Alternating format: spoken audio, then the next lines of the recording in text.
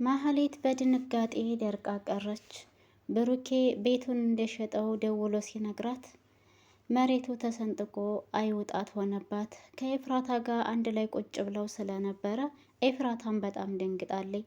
ኤፍራታ ወይኔ ጉዴ ፈላ፣ ምን ሆነሽ ነው? ምንድን ነው ያለሽ ብሩኬ እያለሽ ብትላትም ማህሌት ግን በጭራሽ ምንም አይነት መልስም ሆነ መተንፈስም አቅቷታል። ይህ ነገር ለሷ በጣም ከባድ ነገር ነበር። ዝና ውሸቱን ቤቱን ማን እንደሚገዛው ማወቅ ትፈልጋለሽ በሚላትም ጊዜ ማህሌት አዎ እፈልጋለሁ፣ ማን የሚገዛው ስትለው የእሱ ወንድም እንደሚገዛ ነግሯት ነበረ። እናም ያንተ ወንድም ነው የሚገዛው እርግጠኛ ነህ በምትለውም ጊዜ ዝናም አዎ የኔ ወንድም ነው የገዛው ይላታል። ማህሌት በጣም ደስ ይላል እንደዛ ከሆነ። እስካሁን ስለ ጮህኩበት ግን በጣም ይቅርታ ብላ ዝናን ይቅርታ ጠይቀው ወደ ኤፍራታ ቤት ሄዳ ነበር። ኤፍራታ ጋም ሄዳ ኤፍራታ አንቺ ይህንን ሰውዬ አትመኙ ተይ እያልሽ ብትይኝም እኔ ግን ይኸው ዛሬ ላይ አመንኩትና ሁሉንም ነገር እኛ ያሰብነውን አድርጓል ስትላት ኤፍራታ ደግሞ እሺ ምን አደረገ ምን ሰራ ትላታለች። ማህሌትም ዝና ቤቱን የሚገዛው ማን እንደሆነ ስለነገራት ለኤፍራታ ስትነግራት ኤፍራታም እንደዛ ነው እንዲህ ይሄስ ጥሩ ነው ትላለች። ቅድስቴ በጣም ደንግጣለች። ምሳሌ ድንገት ራሷን ሳተችባት፣ እናም ታመመች። ብሩኬ ጋር ስልክ ብትደውል በጭራሽ ስልኩን ሊያነሳላት አልቻለም። እሱ ንብረቱን የሚሸጥባቸው የሚገዙት ሰዎች ጋር ስለነበረ ከእነሱ ጋር ቢዚ ሆኖ ስለነበር ስልኩንም አላየም። መጨረሻ ላይ ያላት አማራጭ ወደ ዳጣ ጋር መደወል ነበር እና ቅድስት ዳጣ ጋር ስትደውል ዳጣ አነሳችላት። ምን ሆነሽ ነው? ምሳሌን አሟታል፣ እባክሽን ከቻልሽ ብሩኬ ስልክ ታነሳለሽ ደውይለት፣ እኔ ብደውልለት ስልኩን ጭራሽ ሊያነሳልኝ አልቻለም ትላታለች። እሷ ደግሞ ከሞገስ ጋር ነበረች። ሞገስና ብሩኬ እንደምታውቁት አሁን ላይ ሰላም አይደሉም፣ ተጣልተው ተራርቀው ነው ያሉት። ዳጣ ግን ከሞገስ ጎን ናት። ዳጣን ሞገስ አንቺ ግን በጣም ጥሩ ልጅ ነሽ፣ አንድ ቀን ስላበላዎች ብቻ ከጎን ያለሽ፣ ለብዙ ጊዜ ብዙ ነገር የዋልኩለት ብዙ ነገር ያደረኩለት ጓደኛዬ ግን ዛሬ ላይ ከነመፈጠር የምረስቶኛል፣ የት እንዳለሁኝ ጭራሽንም አያስብም እያለ ይላታል። ዳጣ ይህንን ሲላት ባክህን ብሩኬ በጣም ነው የሚወድህ፣ ሁል ጊዜም ሲያገኘኝ እኮ አንተ እንዴት እንደሆንክ ይጠይቀኛል፣ የት እንዳለህም ይጠይቀኛል፣ ለምንድን ነው ግን እንደዚህ የተራራቃችሁት እያለኝ ስትለውም ያው ሞገስ በቃ ከዚህ በኋላ ምንም አይነት ጓደኛም አያስፈልገኝም፣ አሁን እኔም ሆንኩኝ አንቺም ብቸኛ ስለሆንን ያንቺን ቤተሰቦች መፈለግ አለብን ይላታል። እሷ ያው የጎዳና ልጅ እንደነበረች ስለነገረችው ማለት ነው።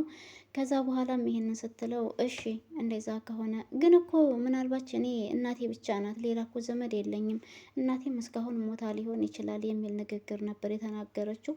ሞገስ ደግሞ እና ታዲያ አንቺ የጎዳና ልጅ ብትሆኝስ አብረውሽ ያደጉትን ሰዎች አታስታውሻቸውም ሲላት አስታውሳቸዋለሁ ግን እነሱ አሁን ህይወታቸው ተቀይሮ ትዳር ይዘው አግብተው ወልደው ቤታቸውን እየመሩ ነው፣ ቤታቸው እየኖሩ ነው ትለዋለች።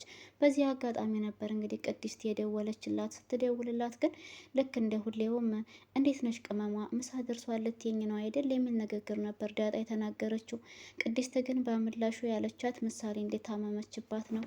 ሞገስ ይህንን ሲሰማ አብረን እንሂድ አለችው ዳጣ። አይ እኔ አልሄድም፣ እኔ ምን እሰራላታለሁ፣ ግን አጋጣሚ ብሩኬ ስልክ ታላነሳላችሁ ሐኪም ቤት ሄዳችሁ ገንዘብ ከቸገራችሁ እኔ ጋር ደውሉልኝ ይላታል። እንግዲህ የጓደኝነት ጥግ ማለት ነው።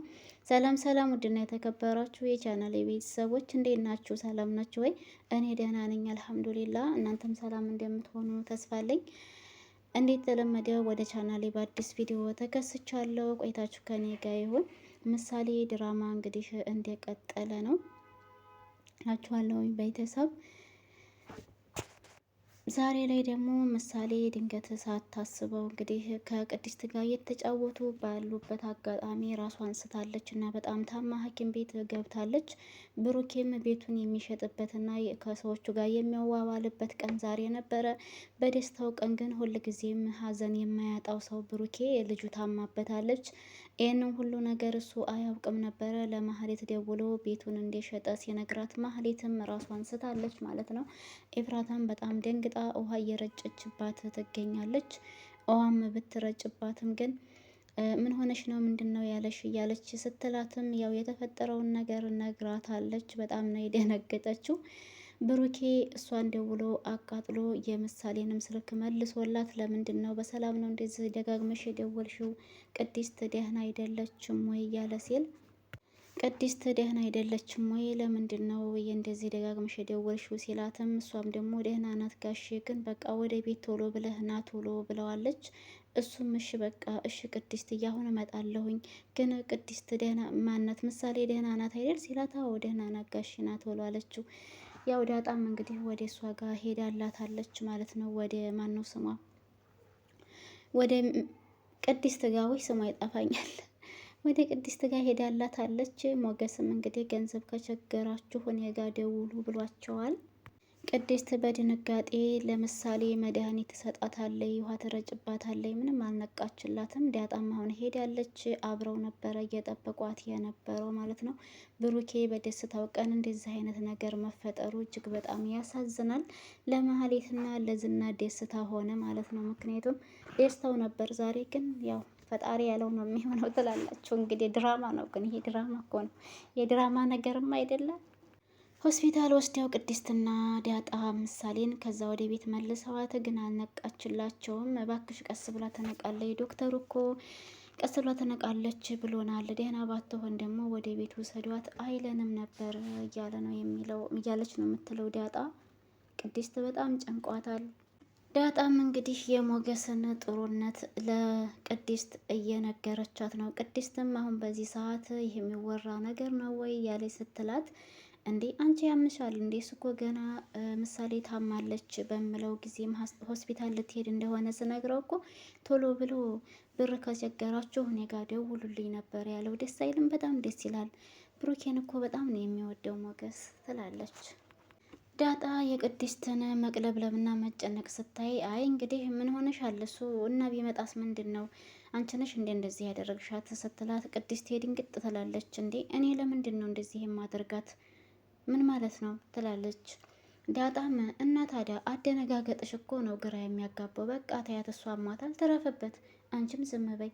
ብሩኬም ሲመጣ እንዴት ታመሽ ትነግሪዋለሽ፣ ሌላ ምን ልትዩ ትፈልጊያለሽ ታዲያ እያለች ትላታለች ማለት ነው።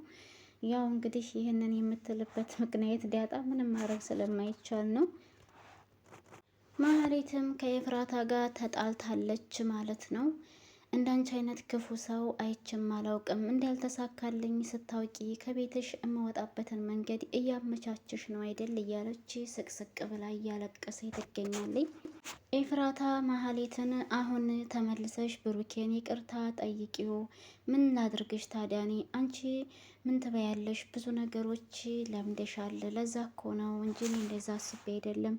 ማለትም ከቤቴ እንድትወጪ አስቤ ሳይሆን ብዙ ነገር ስለለመድሽ ምን ትበያለሽ ብዬ ነው ስትላት፣ ኤፍራታ አዎ መሀሌት ይቅርታ ብትጠይቂው ነው የሚሻለሽ ስትላት፣ መሀሌትም እኔ እኮ ከዚህ በኋላ ያበቃልኝ ሰው ነኝ። ቪዲዮዬም እኮ አደባባይ ላይ ወጥቷል። በቃ እኔ እንደዚህ ሆኛለሁኝ። በጭራሽ እኔ እሱንም ይቅርታ አልጠይቅም ትላለች። ብሩኬ ከዚህ በኋላ እኔን ሊያሳክመኝ ይቅር ሊለኝ ይቅርና እድሉን ቢያገኝ እኔን ለመግደል ነው የሚፈልገው እንጂ በጭራሽ እኔን አይፈልገኝም። ከዚህ በኋላ እኔ ያበቃልኝ ሰው ነኝ እያለ ለኤፍራታ ስታወራት፣ ኤፍራታም እና ታዲያ ምንድን ነው ማድረግ የምንችለው? ብሩኬ ወደ ቤት ሲመጣ ምሳሌ ተኝታ ነው ያለችው። በደስታው ቀን እንደዚህ አይነት ነገር ገጠመው።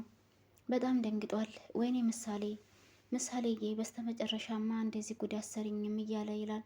ቅድስትና ዳጣ በቃ ተረጋጋ ብሩኬ ደህና እኮ ናት ደህና ናት ይላሉ።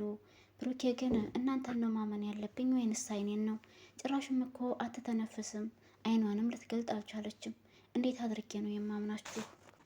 ከዛ ብሩኬ መጠየቅ ያለበት ነገር ስላለ ምን ሆና ነው እንደዚህ የሆነችው ብሎ ቅድስትን ሲጠይቃት፣ ቅድስት ደግሞ ከእሷ ጋር ኳስ እየተጫወቱ ስለነበረ ኳስ ስትጫወት ጭንቅላቷን መቷት እንደሆነ ስትነግረው ብሩኬ በጣም ይደነግጣል። ሆስፒታልም እንደወሰዷት ስትነግረው በጣም ይደነግጣል። ጭራሽ እስከዚህም ድረስ ለምንድን ነው ስልክ ያልደወልሽው እያለ ቅድስት ላይ እና ዳጣ ላይ ሲጮህባቸው ብሩኬ ዳጣ ምን ገና አሁን ነው የመጣሁት ደውላልኝ ቤት አልነበርኩም ቅድስትም ደውዬልሃለሁ አታነሳልኝም ለዛ ነው አለችው። እና ለምን ቴክስት አላደረግሽልኝም እያለ ይጮህባታል።